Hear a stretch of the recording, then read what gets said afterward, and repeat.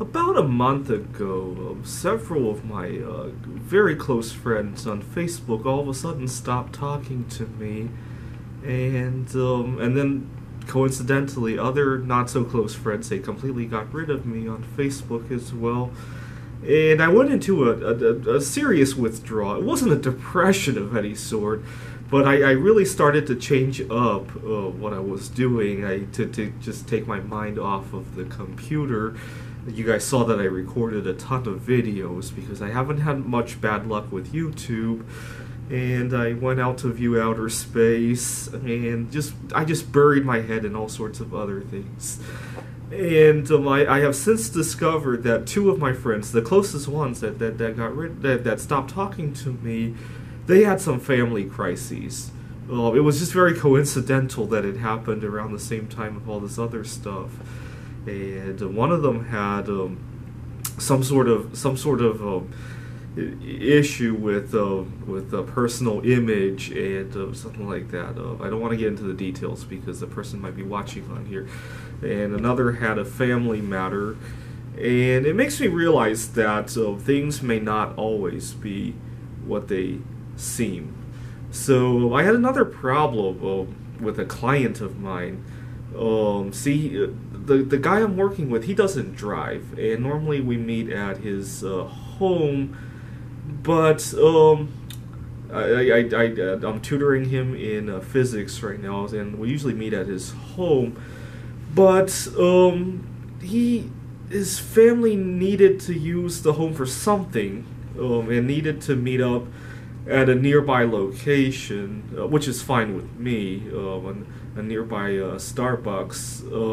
The problem is that he also needed a ride up there, and this was back in July, and my car's air conditioning is broken. I never got around to fixing it, and this is okay with me. I actually love using the car as kind of a sauna device. I don't recommend it normally, but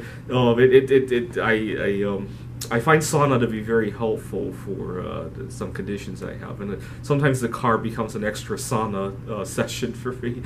And normally it doesn't bother me, except that now this guy needs to be picked up, and it's only a 5-minute drive. But to some people, you know, they need their air conditioning, and I certainly didn't want to cause any problems to my image of any sort. The other problem is I live in my car, so it needs to be rearranged, and anytime I need to give somebody a ride, even now when I don't need the air conditioning, if I need to give somebody a ride, it's at least a good 10 or 15 minutes to get everything ready in the condition to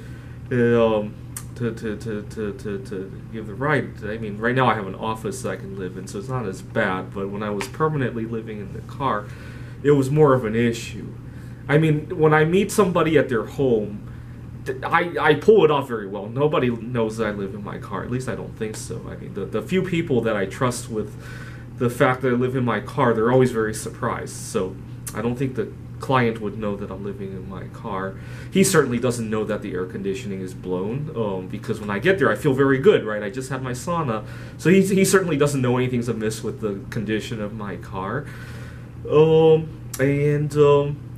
I just had to delay everything. You know, I told him that, you know, actually my car's not working. I have to take the bus there today, and then there were a few rounds of delay, and it just became a very uncomfortable topic because, you know, if this is somebody I could trust with, he won't judge me for me living in my car. Like I trust my girlfriend with this information. She was very surprised about it. She doesn't judge me about it.